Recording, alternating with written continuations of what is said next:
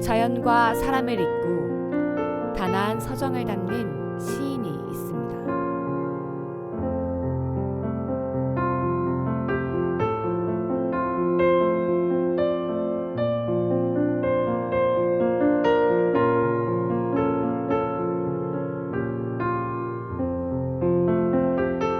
시인이라는 이름의 무게를 달아보면 그 무게는 어떨까요?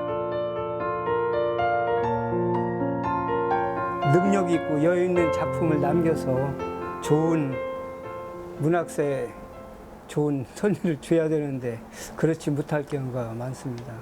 그런데 어떤 면에서는 자부심을 갖기도 해요. 왜냐하면 현대 대전의 시인이 한 300~400명이 넘는다고 그래요. 그런데 저희가 등단할 적에 1970년대 초에는 한 10명 안팎이었거든요.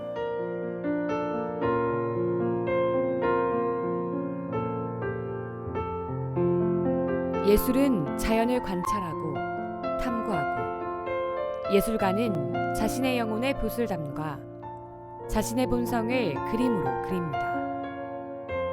이장희 시인은 자연의 영혼을 그리는 화가이기도 합니다. 어려서부터 그림을 좋아했습니다. 이 그림이라는 것은 자연을 그대로 표현해 주는 것이기 때문에 훌륭한 예술가이면서 동반자라고 그렇게 생각을 했습니다. 그래서 지금도 그림을 좋아해서 가끔 친구들하고 그림도 그리고 이렇게 생활하고 있습니다.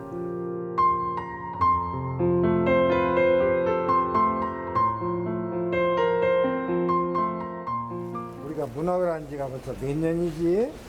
벌써 40년이 넘었어. 그래야 참말 오래됐는데 우리가 글을 써서 이제 정리하고 하는 것이 이제 책으로 만들게 되는데 그렇지. 우리가 그러니까 여기서 많이 모였지. 이 출판사에서. 그렇지. 이 출판사는 우리 제2의 고향과 같은 곳이야. 그렇지. 또 마음의 고향이고 여기서 편집하고 총회를 열고 교정 보고.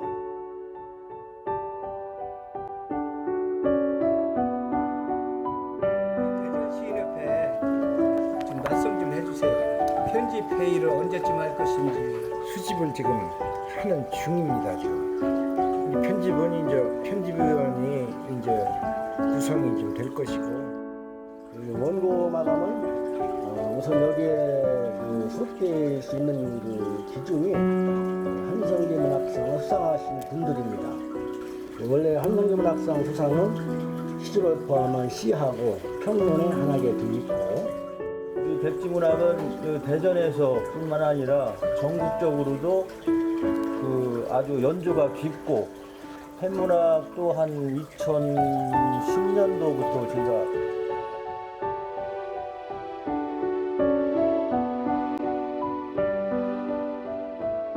어린 시절에 시골에서 자랐어요. 그래서 친구도 별로 많지 않고 그래서 산이나 들에서 들꽃이나 산, 풀 뭐 이런 것들을 보면서 친구처럼 같이 자라고 계셨거든요. 그래서 제 시가 자연 친화적인 자연에 대한 뿌리를 내리고 있다고 생각합니다. 그러다가 대전으로 나왔어요. 대전에서 처음 나오니까 하숙을 하고 있었거든요.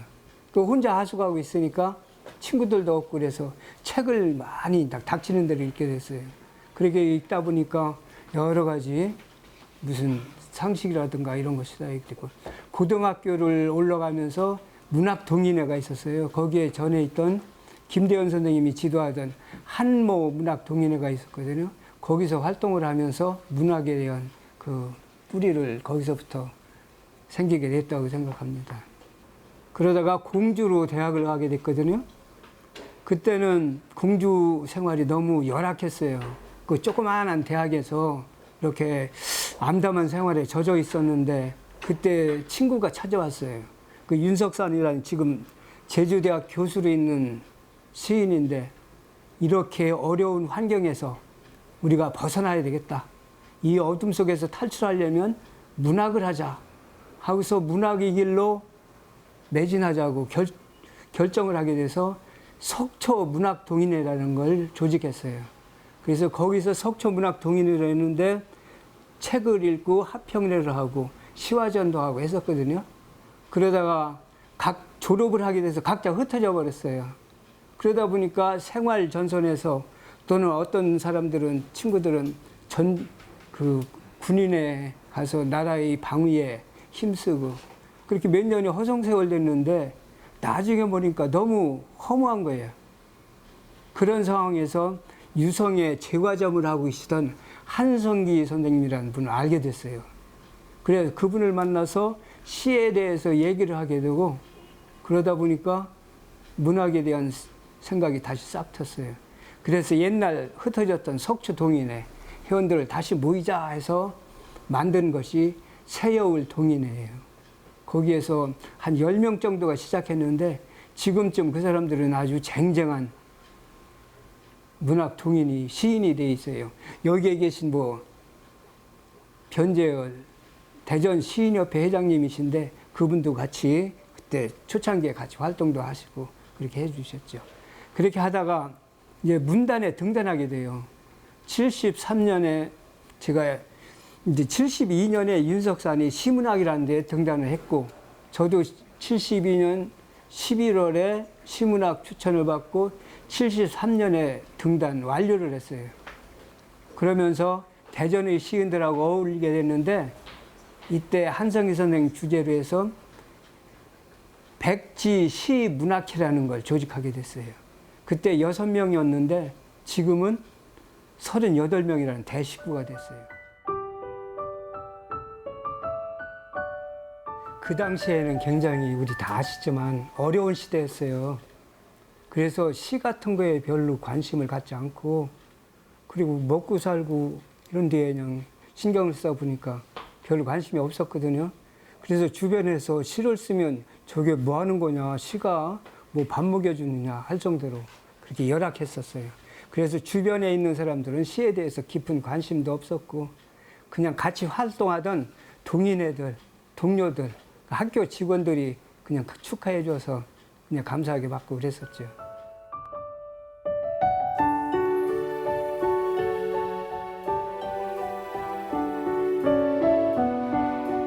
많은 동인회는 없었어요. 호서문학회라고 지금까지도 존재하는 유명한 문학단체가 있는데 그 당시에는 지금 고인이 되신 정훈, 한성기, 박용래, 김대현, 이재복 이런 분들이 활동하셨어요. 이분들은 다 돌아가셨고 그 후 뒤에 되는 시인들이 지금 이어받고 있죠. 그리고 저희들이 말씀드린 백지가 창간하고 있을 때 시도라는 또 하나의 동인지가 창간이 됐어요. 그때는 이대영, 안명호, 지광현, 김정수 뭐 이런 분들이 활동을 했었죠. 그 다음에 좀 지나서 청화집이라고 6사람이 시인들이 책을 낸 게 있었어요. 그래서 문학 활동 같은 건 많지는 않았어요. 대개 그 정도가 활동했었는데 저희들 몇몇들은 이제 현대문학 추천을 받아서 현대문학, 시문학, 현대시학, 월간문학 같은 데 작품을 발표하고 그랬었죠. 그런데 그 사람들이 한 10여 명밖에 되지 않았었어요. 그 당시에는. 그러니까 굉장히 열악했다고 볼 수 있겠죠.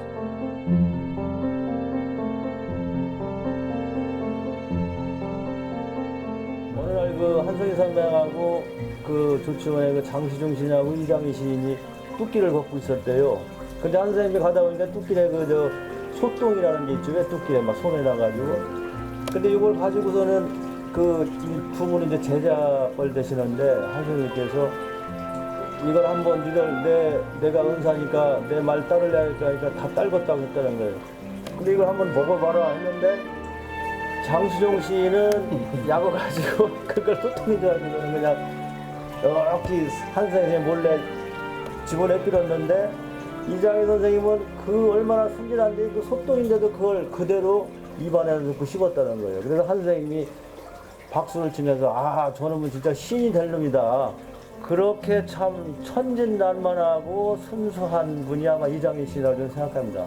수수성을 잃은 게 많잖아요. 인간성 상실 문제라든지 이런 것들이 많이 있는데 그런 것들을 잘 극복해서 어떻게 해나갈 것인가를 독자들한테 심어주기 위해서 본인이 또착 노력하는 것이 글로 보인다 말이죠. 완전 심볼이거든요. 예, 있는 그 자체가 아니에요. 그걸 갖다가 완전히 몸에다 집어넣어가지고 그냥 한 바퀴 돌리고 그냥 회전시켜가지고 탁 탄생시키는데 보면은 처음에는 자연 친화적인 측면에서 나중에는 인간성 상실 측면의 사회적인 측면하고 매칭시키는 또 오남매라면은 평생을 교육계에 줬다는 점, 제2세의 교육하는 점에 있어서도 상당한 그 역할이 있을 거라 저는 봅니다.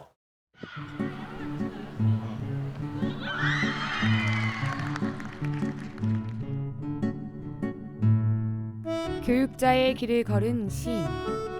그에게 학교는 또 하나의 집이며 작업 공간입니다.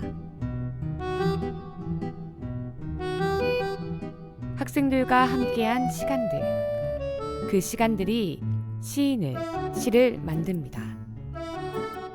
제가 67년부터 교사 생활을 시작했거든요.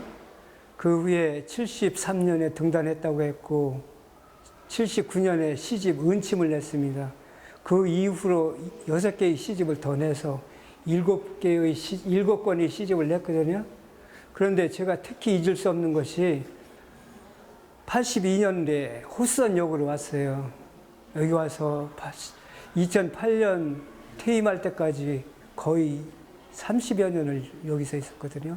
그때 발표한 시에 비둘기 학교라는 호수선을 주제로 한 시가 있었어요. 그것이 우리 비둘기가 요 위에 앉아서 딱 구구구구 하다가 막 날아가서 한 바퀴 선회하고. 비둘기 학교 2층 교실 베란다. 비둘기의 물탱크에는 지난 겨울 그 추위를 견딘 개구리 밥들이 파랗게 떠 있고 산뜻한 복장에 비둘기들이 날아들었다. 파란 하늘을 눈이 부시게 바라보다가 공간을 가르고 빛을 뿌리듯 낮은 비행. 안개처럼 깔려있던 등꽃의 향기가 하얗게 흩어진다. 담쟁이 덩쿨, 끈질긴 햇반 사이사이로 햇살이 스며들고 초록으로 익어 터지는 빗살, 태양이 떠오르고 있다.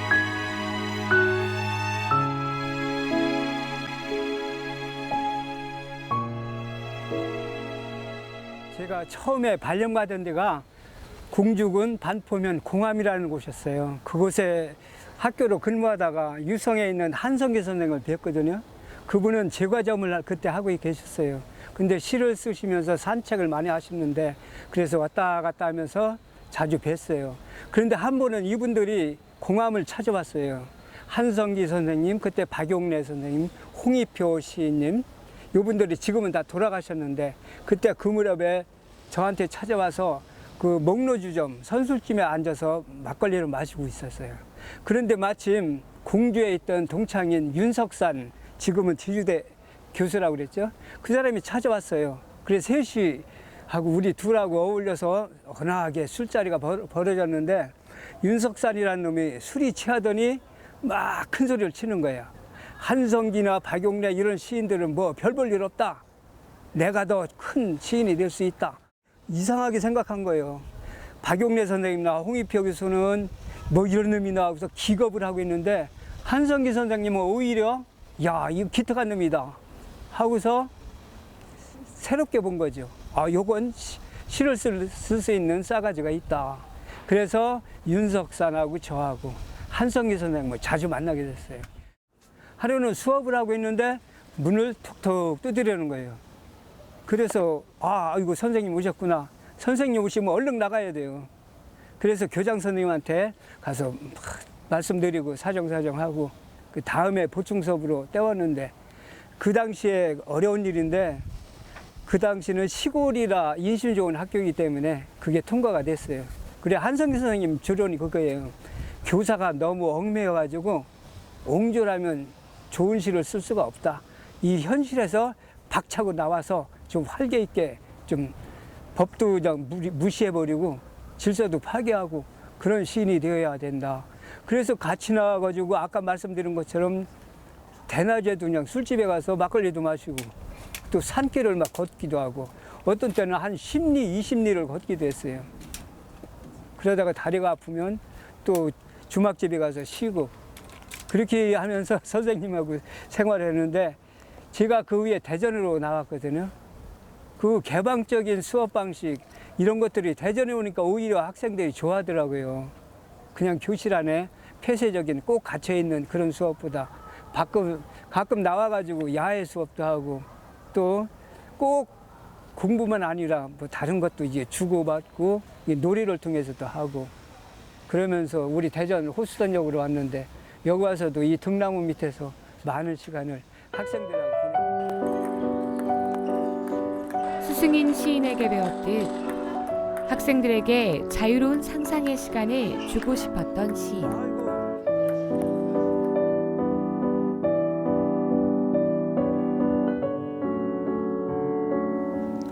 시가 지니고 있는 순수한 자아, 그 순수 기능과 내면의 자아가 확인이 되면 훌륭한 시가 된다고 하거든요.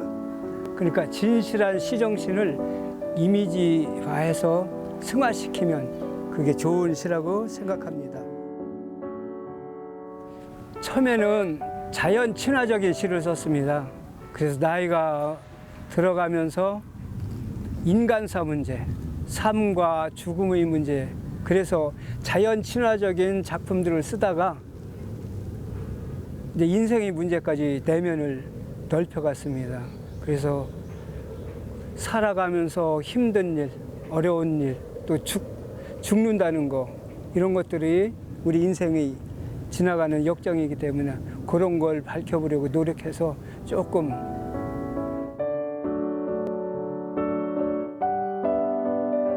이제 도시에서 너무 각박하게 살다 보니까 우리 인간들이 인간성을 잃고 황금 만능주의로 흐르는 것 같아요. 그래서 자연의 세계, 우리 내면의 순수한 인간의 세계로 다시 확장해 나가는 게 중요하지 않을까.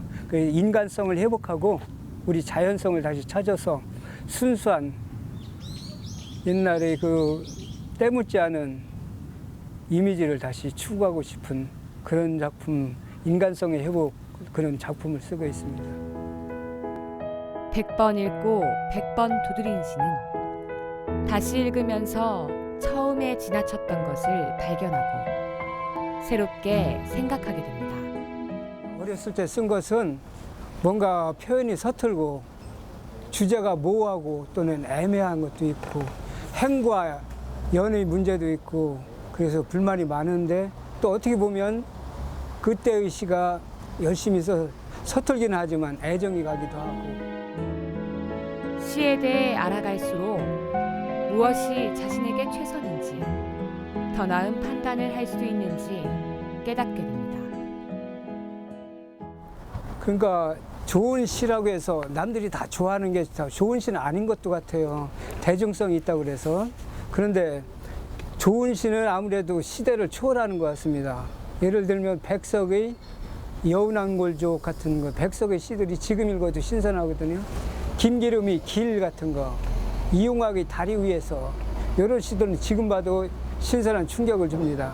그래서 좋은 시들은 그런 바탕을 밑에 깔고 있는 시어가 승화된 시정신이 살아있는 작품이 아닌가 생각해요. 그리고 지금은 뭐 크로스오버 시대, 하이브리드 시대라고 하는데 시를 해체 일로해서 혼합 예술 쪽으로 가고 있어요. 종합해서. 그래서 우리 원소스의 시대를 그래픽이나 웹툰에게 물려줘야 할 시대가 된 것 같아요.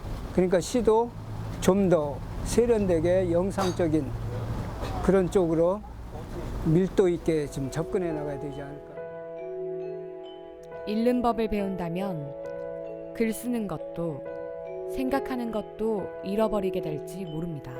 시는 시 그대로의 순수한 자체, 그 심상, 이미지 그런 것들을 평가를 받아야 된다고 생각합니다. 너무나 의미적으로 분석을 해서 그냥 시의 그 이론적으로 이렇게 파헤치다 보면 잘못하면 시가 상처를 입을 수도 있거든요.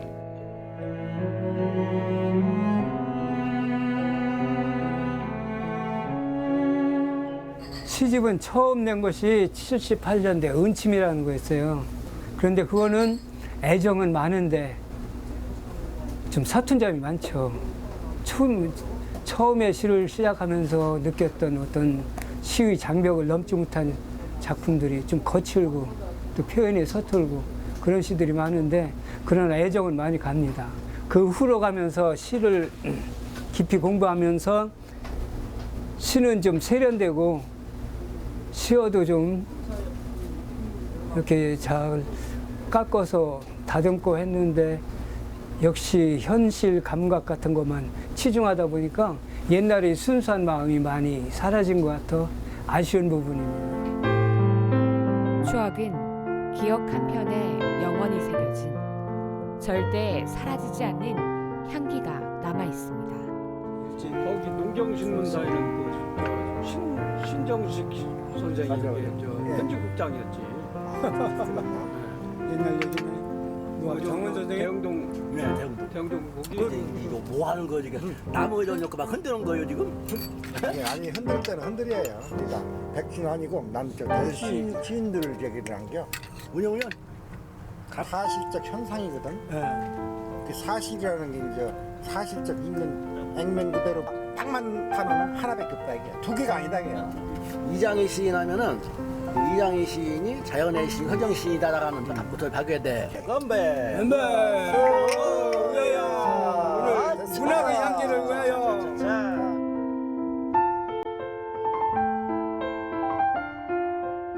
시는 시로서의 그 고귀한 가치를 가지고 있거든요. 그 너무 쉽게 자연과 이런 것들을 그냥 있는 그대로만 표현하다 보면 너무 안이한 시가 될 수 있고 좀 손질을 하다 보면 너무 깊이 들어가면 좀 어려운 시가 되고 난해한 시가 되거든요. 그래서 거기에서 좀 갈등도 많이 느끼고 하는데 되도록이면 순수하게 쉬운 언어로 남들이 다 이해할 수 있도록 시 창작을 하되 너무 진부하지 않게 너무 뒤떨어지지 않고 그런 쪽으로는 경계하려고 생각합니다. 시인의 감정은 시를 만날 때와 헤어질 때 가장 순수하며 가장 빛이 납니다. 문학은 생명이야 생명. 문학이 없는 세상이 어디 있어? 상상도 못하지.